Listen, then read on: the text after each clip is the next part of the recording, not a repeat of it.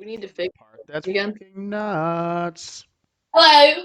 Hello, Soren. Hey, Chris. All right, dude. You see this? On Yeah, screen. that's the teamwork setup. But there's a different setup for skills. I know, but did you see this though? It must fit within the 11 by 19 by 15, but once the match starts, the expansion is absolutely unlimited. Yeah. That's insane. So, Chris, What? this year we can't really have a super wide bot like we did last year Why? because if you look at the field again, Yeah. you'll see that the scoring zones are pretty close together. Yeah, I remember seeing that. So, Chris, let me show you what I would actually. Never mind. It would take up more motors than it would need.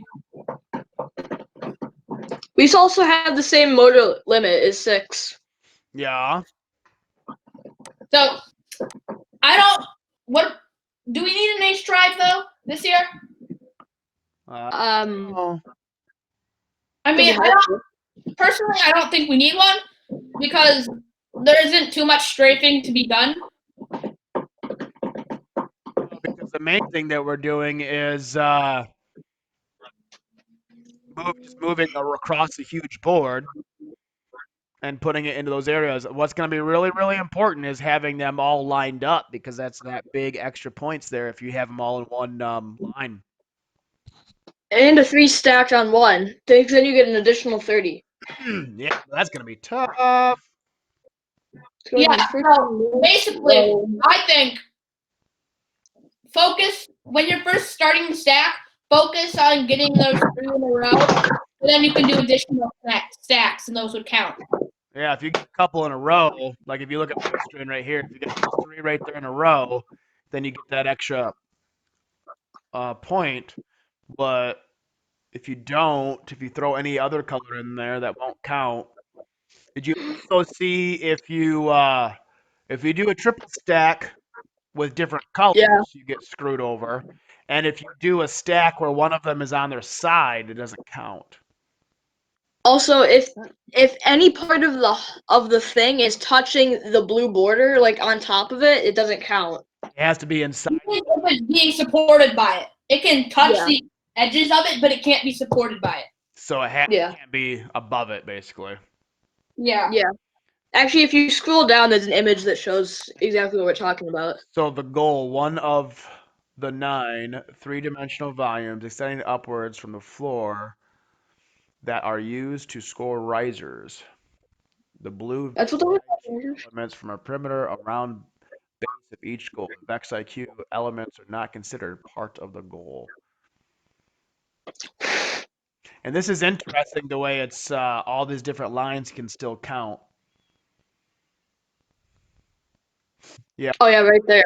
Where if it's supported at all by it, then it's a no-go. So scored right in the center, scored due to the riser being fully flush with the goal, not sitting on top of the elements surrounding the goal, and this riser sitting on top of the elements that it's made up the goal, it would not be considered scored. Also, can we just talk about that 3 stack? How does that even? I don't think you can even do that with one of the robots. What here? Unless you have alarms. If it's falling on its side, you mean? Yeah, if it's sitting on its side. Yeah, dude, it's fall over. But possible to do. You can't say impossible. Well, I mean, if you had an L arm, then yeah, you could. Mm-hmm. Or like one of the weirdly jointed arms that can rotate the wrist 100, 300 infinity. 100 infinity? I don't know about that. So you got basic goals to get them to stack. However, like we've seen in the past, we don't want to focus too much on one really difficult thing when we could do a lot of the other things really well. So I think like what he had mentioned, or what Soren mentioned, is getting the base riser worth 1 point, a stack riser is worth 1 point, a completed row is 3 points, and a completed stack is worth 30 points. That's nuts, though, that 30-pointer. 30 points in a row, I believe. So the order that we should do this in is we should do all the base risers to get a completed row, and then do the completed stacks. Yeah, if you focus on The risers, even if you focus on the risers of all the same color, that would be epic. Because in the past, colors haven't, like last year, colors didn't matter quite as much. Now they matter. This Chris? everything's going to make a difference depending on what colors, because you can. It's similar to the way the EDR system worked last year. What's up? Wait, Chris, go back to that picture of the field. Down here? Yeah. Okay, right here. So those blue ones, they're on top of the orange and purples. So you'll want to get those first before you get those orange and purples. Otherwise, it'll fall over, right? So I'm thinking, do the blue first. You remember So like, Beluga flipped if you- over stuff? You could do that too. If it falls over and if you push down, you can still just flip it back up. yeah, but so just have like a little hooks up or something like that. So you just push it down and drive backwards. Yeah. But The only one that are stacked up to the second level then? yeah, but you see the robots, the blue cubes to their sides are well, they're right next to the goals, so they should just turn. We should start by just turning to the right and left, pushing those in, then grabbing those two blues that are on top of those cubes or the visors. Mm-hmm. So I'm thinking focus on blues first. If you get this teal in this corner, this teal in this corner, and you put any other teal from anywhere else over here, then you get a complete row. Yeah, and then You can grab. and then you just get two more, right? Yo, heck, let's see. 1, 2, 3, 4, 5, 6, 7, 8, 9. 1, 2, 3, 4, 5, 6, 7, 8, 9. So you potentially could do all one color in every square, and that would get you all of the bonuses of having all the lines lined up, but then you can't stack. Yeah. So it would be more efficient if we did each color at a time. In one row. Yeah, one row at a time. Focus each row on a special color, for example. Yeah, like the first row would be blue, and like maybe the second row would be purple. Mm-hmm. Well, and then the third row would be orange, of course. Hoping you guys are notebooking all these ideas too. Yeah, I have my notebook right here. You do? Let me see it. Nice. Very nice. Is that a new notebook for this year? Yep. All right, the game's been released for what, 45 minutes, and you're already notebooking. I like it. One of the things you guys have to think about is maneuverability, because there's a lot of game pieces on this field. Even though the field is huge, that's a lot of game pieces. And to be able to drive around and get specific colors and specific scoring zones will be difficult with all these game pieces in the way. Yes, it will. Quite indeed. Now that I think about it, what will be an important aspect, probably scroll back up so we can actually look at the game piece, is you're going to want to have some type of a wheel protecting system in place, because if you get a wheel stuck up in here, you could have all kinds of problems. Yeah. Yeah, that'd probably be a pretty good idea to do. And then I guess there could be the possibility of getting a robot stuck in a scoring zone just because you have this 90-degree surface right here. And then you have, obviously, these things are ramped, so you can put it in here real easy without having to pick stuff up. But you can't do that over any of the edges or the corners. I mean, so that could be interesting. The biggest benefit here is you can't necessarily easily push it out because you have that 90-degree piece there. You gotta go back to the picture of the field. The field itself, from top down. Yeah. Yeah. There you go. So what I'm thinking is you should focus on the blues first and do that first row there, right? But then you should make sure all the other cubes are out of the way by the time you're done, so you don't ever have to go close to those again. Okay. So you want to get the row where the starting position is done first? Is that what your first tactic idea? Yeah, because the blues there are close. And I think this year, having organized tactics is going to be even more important than last year, because last year it was almost like the same thing all the time. This time you have just an immense number of variable options. Yeah. Oh boy. Well, if you go 8 foot wise, so we'll call that length, and then your width will be your 6 foot. If you go 8 foot wise, then you're gonna cut off the other ones that are closer together. So you just have to think about what you want to organize where, and that might be good to figure out your tactic, especially when you're doing your driver's skill of how you want to approach everything. But it's going to be interesting. There's just an immense number of different variable options that we haven't seen before because it's been such a limited field. Now with this massive field, we've got a lot of options. Yeah. And this Looks no fun. expansion limit, that's nuts. Although we can't go crazy with it. Yeah, Because No, we need never. that's what I was about ready to say is you don't want to get too nuts because if you get something that, for example, is too tall or too large, then you'll take up too much space and you'll lose some of your maneuverability. If you get too tall, you'll get really wobbly and have problems. I think there's actually a robot in Crossover that used a huge linear slide Yeah. to score the higher Wait, ball. Chris. Yeah, we use linear slides, I think, in Ringmaster. What's up, Soren? So is the expansion limit for height only? No, it literally just says you must fit within the 11 by 19 by 15 to start. Once the match starts, expansion is unlimited. It does not say horizontal nor vertical. It just says expansion is unlimited. Yes! Okay, so I'm thinking we could have flip out claws. You know what? Good. That's a thought I had a while ago that I wanted you guys to come up with on your own. Yes, you could have something where it like springs out like a crazy alien thing and like is able to like bulldoze and collect things and all kinds of crazy stuff. Yeah, like those like the teams for Tower Takeover. Yes, like last year. So when you start in your starting position and then you do something, it can either have a spring or a motor that makes it expand and do what you needed to do. I'm thinking like a spring. Yeah, well, we don't have springs. We have shocks. We do have shocks. Yep. Okay. There could be a lot of interesting things that you could do. Now, also, you can do some drawings out on your notebook, and you do have I think it's the Snap CAD program you could do VEX IQ stuff on. Good. There's definitely some very interesting things we could do here, guys.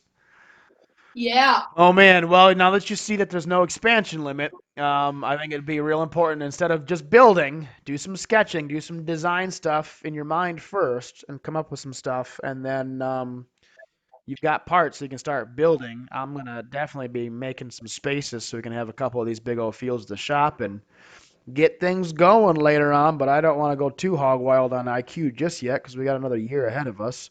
We got a lot of Raspberry Pi stuff to do, and I think our world's just been expanded, and we can have a lot of fun with this. Okay, Chris. Yes, sir. I like the idea of the flip out claws. The one thing I'm worried about is how do we get them to trigger? And how do we make sure they don't go off before the match? Well, that's your job. Okay. There's a lot of things that could work there, and you could even, I mean, one thing that you have seen from EDR is they used momentum, but you don't have the same parts in IQ that you have in EDR. You can do any number of different things depending on how you want to make it work. So it'll take some ideas. So you got your notebook, come up with some things, and maybe look around.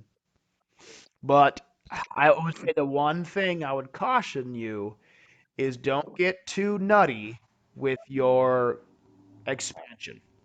Okay? Because we do end up building larger as the season goes on. But like I said earlier, if you get too big, you're just going to be chonking a chonk, and you're not going to be able to maneuver too well around that field. Exactly like all of our teams last year, except for Hoobaluba. Yes. Well, Hoobaluba did insanely well on the virtual world situation, which is kind of cool. They freaking won in their division. Won the division, yeah. That puts you in, I think it's usually like at that 8th top 10 place, basically. Hey, Chris. Yes, sir. So I think we should have the middle claw normal, and then we should have two claws that just flip down. That could be cool. Now, you could also have extra grabber pieces on the different sides of the robot or on the back. You don't have to limit to only on the front. You do have to remember though, we have a we still have our motor limit of 6. We're not fully unlimited. Yes, you still have motor limits. Well, I'm thinking this will only take like maybe 2 motors for the front lift and then maybe an extra motor on the back lift. Yeah. Well, Yeah.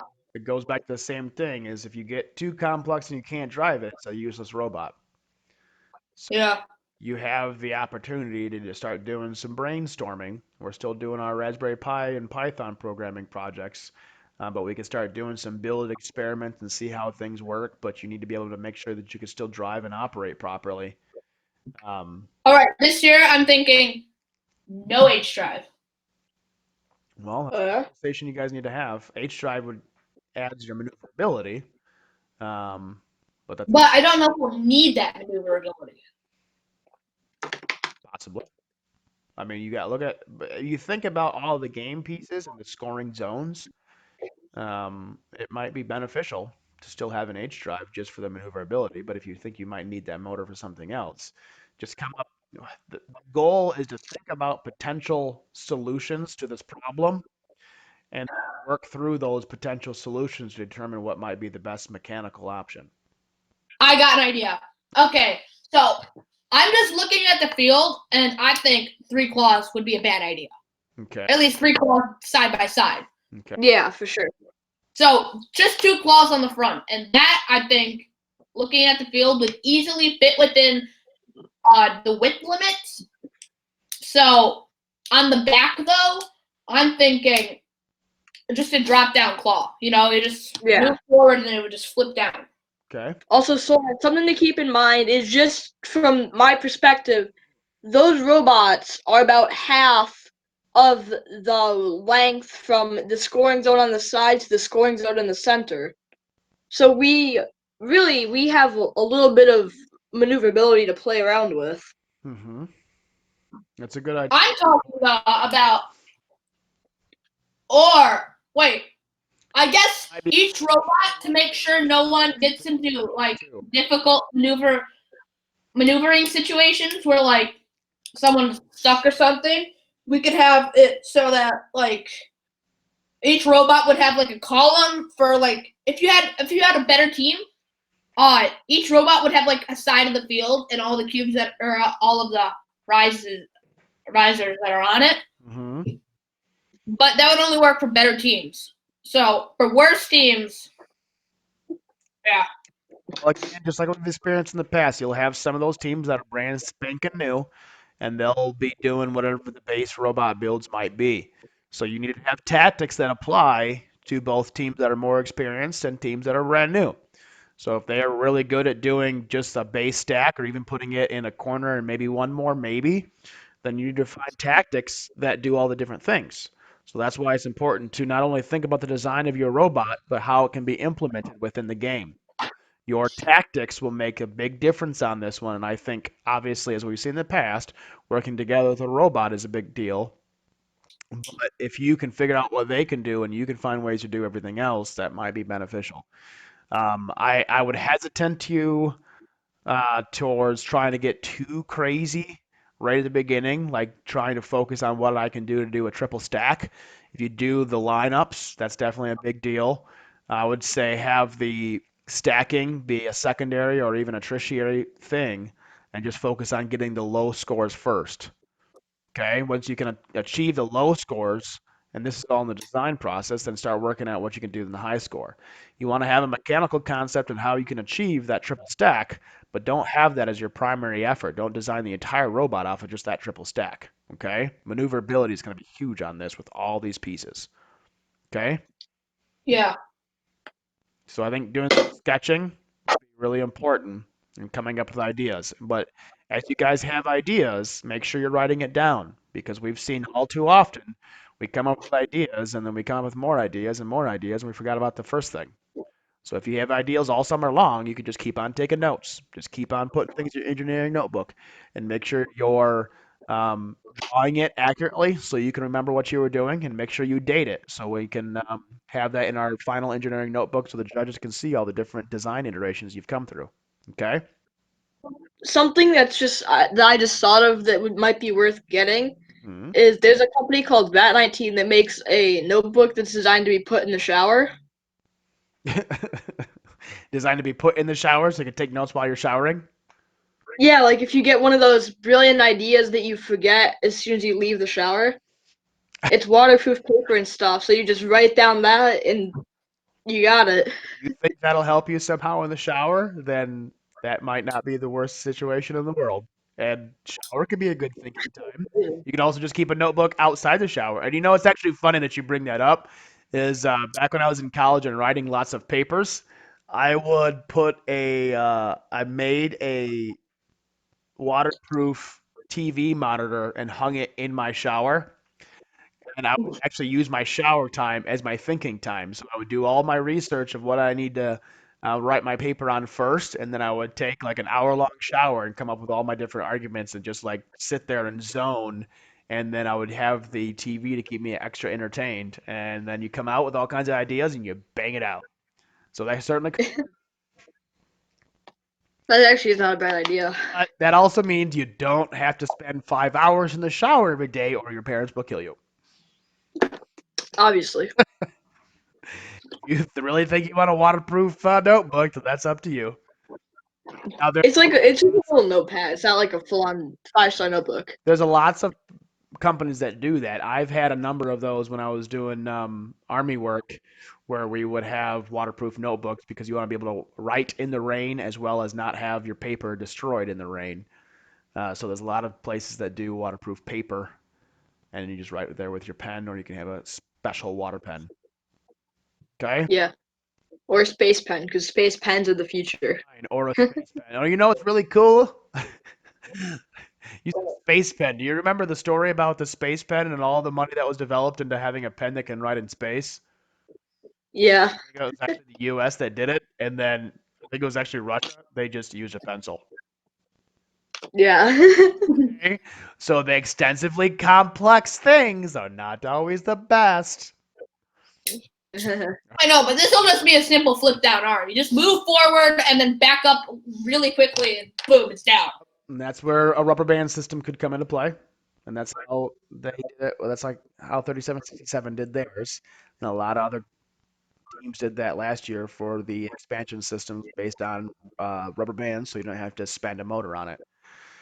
But that also means it needs to be able to stay in the starting position long enough to start and then not expand prior to, or you will get disqualified. Also, you have to be able to retract it, don't you? No. No. Once the game starts, then you can be all big and chonky. You just have to fit within the starting position when you start. Chonk, chonk, chonk. All right, guys. Oh boy, you're talking. Wow. I'm gonna get some more videos on the YouTubes of all of us talking, and got some other recordings of this game.